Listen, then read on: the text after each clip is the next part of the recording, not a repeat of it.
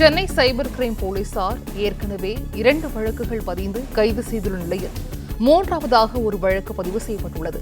கூடுதல் விவரங்களை செய்தியாளர் சரவணன் வழங்க கேட்கலாம். சரவணன் வணக்கம். இது குறித்த முழு விவரங்கள். யூடியூபர் சவுக்கு சங்கர் மீது மேலும் ஒரு வழக்கு பதிவு செய்யப்பட்டு அந்த வழக்கிலே கைது நடவடிக்கை மேற்கொள்ளப்பட்டிருக்கிறது.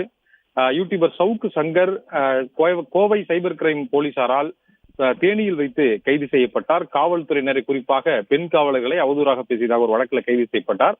அன்றைய தினமே அவருடைய காரில் கஞ்சா இருந்ததாக அது தொடர்பாக ஒரு வழக்கை தேனி போலீசார் பதிவு செய்து அது தொடர்பாக ஒரு கைது செய்யப்பட்டார்.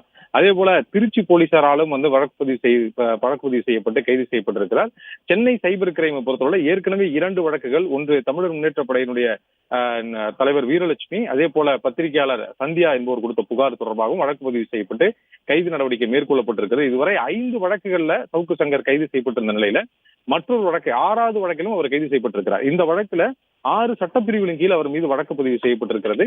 கிளாம்பாக்கம் பேருந்து நிலையம் குறித்து சிஎம்டிஏவினுடைய ஆவணங்களை போலியாக புனைந்து அவர் அது தொடர்பாக செய்திகளை வெளியிட்டதாகவும் அவை உண்மைக்கு புறம்பானவை என்றும் அது தொடர்பாக சிஎம்டிஏ அதிகாரிகள் கொடுத்திருந்த புகார் கோயம்பேட்டில் ஏற்கனவே இருந்தது. அந்த வழக்கு சைபர் கிரைமுக்கு மாற்றப்பட்ட நிலையில் சைபர் கிரைம் போலீசார் சவுக்கு சங்கர் மீது 6 சட்டப்பிரிவுகளின் கீழே வழக்கு பதிவு செய்திருக்கிறார்கள். மோசடி, போலி ஆவணங்களை புனைதல், போலி ஆவணங்கள் மூலமாக பொதுமக்களுடைய குழப்பத்தை ஏற்படுத்த உள்ளிட்ட அந்த 6 பிரிவுகளின் கீழ் அவர் மீது வழக்கு பதிவு செய்யப்பட்டிருக்கிறது. இது தொடர்பான கைதிற்கான நகலும் அந்த நீதிமன்றத்தினுடைய நகலும் கோவை சிறையில் கொடுக்கப்பட்டிருக்கிறது. இன்றைய தினம் அவர் எழும்பூர் நீதிமன்றத்திற்கு கொண்டு வரப்பட இருக்கிறார். இந்த வழக்கு தொடர்பாகத்தான் சைபர் கிரைம் போலீசார் அவருடைய அலுவலகத்திலும் அவருடைய வீட்டிலும் அடுத்ததாக சோதனை நடத்த இருக்கிறார்கள்.